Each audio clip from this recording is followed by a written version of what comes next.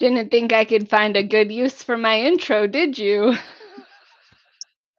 I have no idea what you're talking about. So first, this is our first visit since the new year. So I just want to say hi to everybody. And I don't know when we officially stop saying Happy New Year. There's been massive debate about when we actually stop saying Happy New Year. But hello, I hope your 2024 is starting off well. How have you been? I don't know. I would say Happy New Year. I mean, technically my birthday is the 3rd, and if I get to celebrate my birthday for as long as I want, then why can't I celebrate the New Year for as long as I want? This is fair. This is fair. So, how have you been? So that people will know. Um, I know that you've been on your lives and stuff like that, but different people listen. So, I am doing amazing. So I'm Brittany, and I am the owner of Biz Storming. We have an amazing online community of businesses supporting businesses, and it has been a phenomenal year for sure in that space. awesome, awesome. So, I'm DeVika, and I am the owner of the Center for Transformative Sexology. And we were just sitting here thinking, like, what are we going to talk about? Um, and what I'd like to talk about is how do you bring more sex, more fun, more intimacy into your year.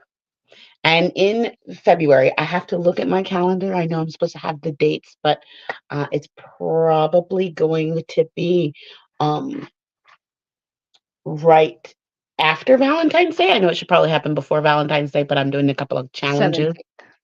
17th. Yeah, the 17th. I'm doing a cuddle sutra, so I know that's part of what I'm doing.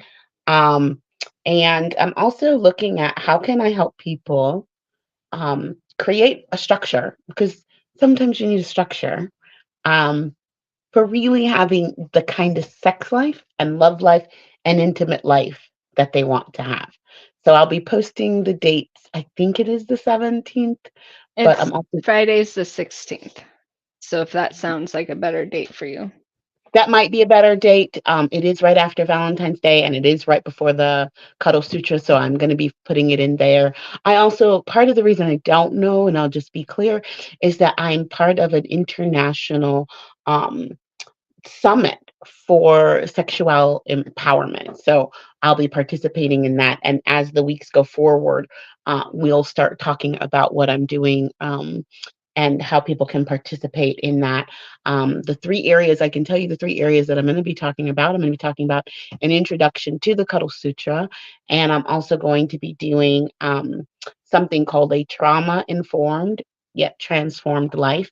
And how do you live a life where it's informed by trauma, but not given by trauma? So I'll be leading a course on that.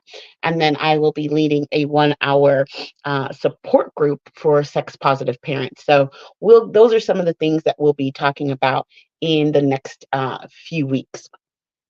And so uh, before we can start anything new, we have to really look at completing what was already there.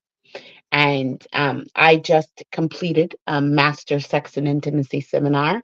Last night was my last night. And in that seminar for 10 weeks, 3 months, we looked at intimacy, we looked at sex, we looked at conversations, because I'm always training and developing myself in what I do.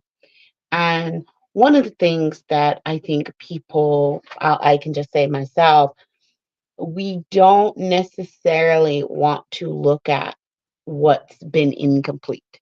What haven't we said is finished? And and when we don't look at what's complete, we can't create something new. And so as I'm telling you about all the new things that I'm creating, I've also been completing some projects, completing some things, sharing and discovering about myself. And when you have an incompletion, you don't want to share yourself. You'll talk about things, but you don't want to really share yourself. And so, if there's an incompletion in your relationship, if there's something left unsaid, left unmanaged, sex and intimacy can be negatively impacted. And we will step over that because we're human beings and we don't want to deal with the discomfort of things. But I'm here to encourage you over the next few weeks to lean into and to discover the uncomfortableness of the incompletion. By discovering the uncomfortableness of the incompletion, you leave a foundation for sharing yourself authentically, freely, openly, and there's nothing to fix. Um, I think that the most recent experience I had with this in my life is I have a Cuddle Sutra starting on Saturday. It'll run Saturday, Sunday, and then the following Sunday evening. And recently in my networking, somebody asked me to write an article and about the Cuddle Sutra. And but what's been incomplete about me and the Cuddle Sutra is I haven't really known how to share it. It's this great, amazing thing. And I really just what I want to say to people is just shut up and do it. You need it. It doesn't matter. I tell you that if you do it and it doesn't change your life in some area, I will give you your money back. Right? Like I want to be that straight with people, but that doesn't help people in sharing things. People need a reason. They want to, understand. And so I had to complete, I had to give up that I could explain it wrong. I had to complete that I didn't know how to share it.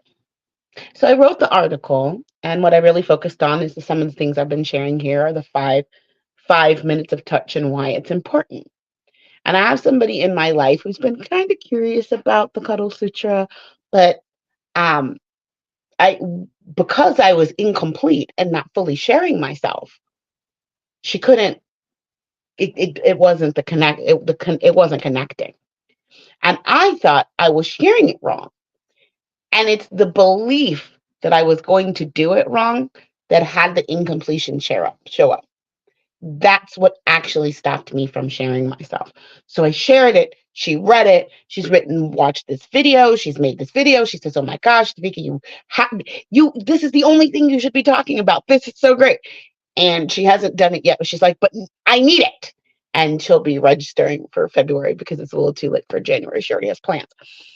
And so what I'm saying is in 2024, if there is something that you are incomplete about, or something didn't get accomplished, or you didn't do it the right way the last time, I just want you to declare that complete. That's different than closure.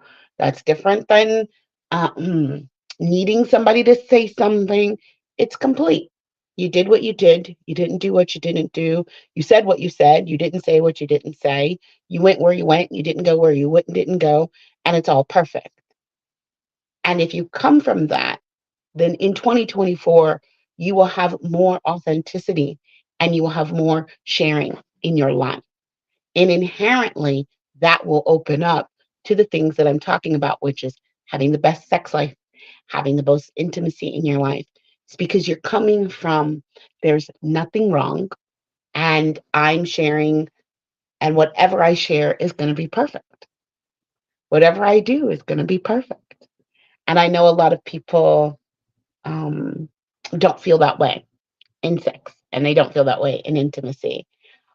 But if you really just get it's all practice, it's all perfect, because it is what it is, and it ain't what it ain't. You'll do more, and you'll create more, and you'll share more. Your conversations will be deeper, and you'll have more grace and thus more intimacy for one another. So that's what I wanted to just start off 2024 with is share yourself, be complete, and I promise you will generate intimacy and whatever sex is for you, right? For me, sex is conversations. You and I and intimacy is having you be known, having me be known, um, and seen and valued. And so I'm just going to stop there for now because I really feel like 2024 is going to be an amazing year. And so I just want to start giving some heads up on what I'm doing over here in 2024. So What about you, ma'am? I love all that. And I think that it's always fun when you are working inside of a space and you share that space and it's perceived in different ways, right?